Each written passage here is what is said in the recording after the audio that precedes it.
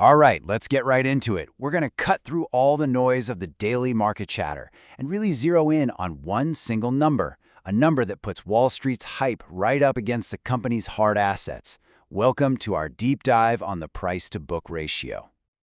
I mean, just think about that for a second. What if you could do that? It's a really powerful idea, isn't it? This very question is, well, it's pretty much the foundation of value investing. It's all about the idea that sometimes, just sometimes, the market gets it totally wrong, which opens up these incredible opportunities for anyone who knows where to look. And that's exactly what the price-to-book ratio helps us figure out. So at its heart, what we're really looking at here is a showdown between two completely different ways of seeing a company. You've got the market's opinion on one side, and on the other, you've got the company's own boring accounting records. Let's break down what each of those really means. First up, you have the market price. Now, this isn't just some static number on a screen, it's alive. It's constantly moving with every news story, every earnings call, every tiny shift in what investors are feeling. It is all about the future, capturing this collective bet on how successful a company is going to be. And on the other side of the ring, you've got book value. And this is, well, it's kind of the polar opposite. It's completely rooted in the past, based on historical costs and strict accounting rules. You can think of it as the cold, hard number representing what shareholders would actually walk away with if the company sold off everything it owned and paid back all its debts today. And yeah, this slide just nails that central conflict. Market price is all about feelings, beliefs, and what might happen tomorrow. Book value is about historical facts and what's on paper today. The tension between these two, that's where all the interesting analysis happens.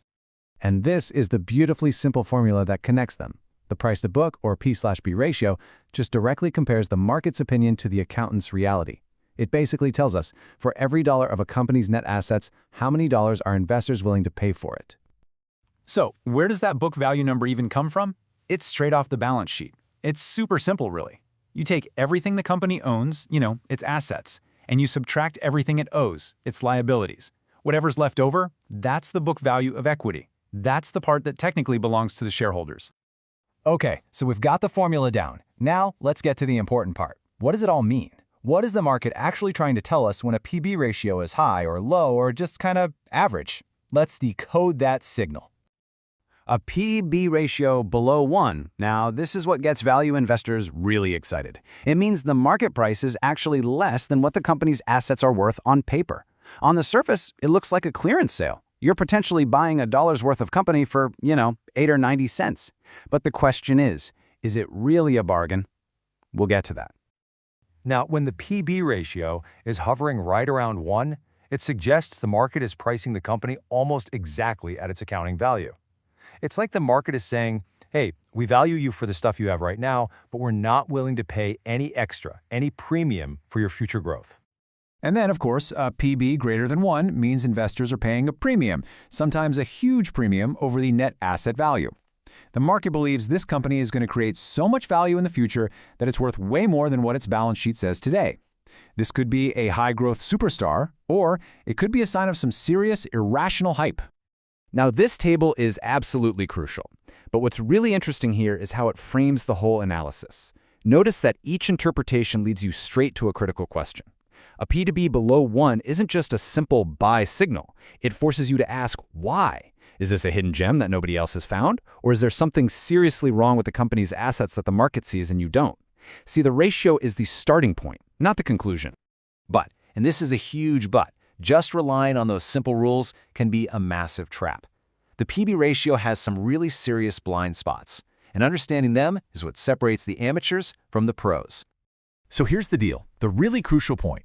A premium price, a P/B over 1, it has to be earned.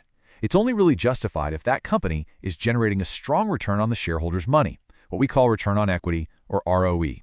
And that return needs to be higher than the bare minimum profit that investors expect for taking on the risk of owning that stock. If a company can't make great profits from its assets, a high P/B isn't a sign of growth, it's a major red flag.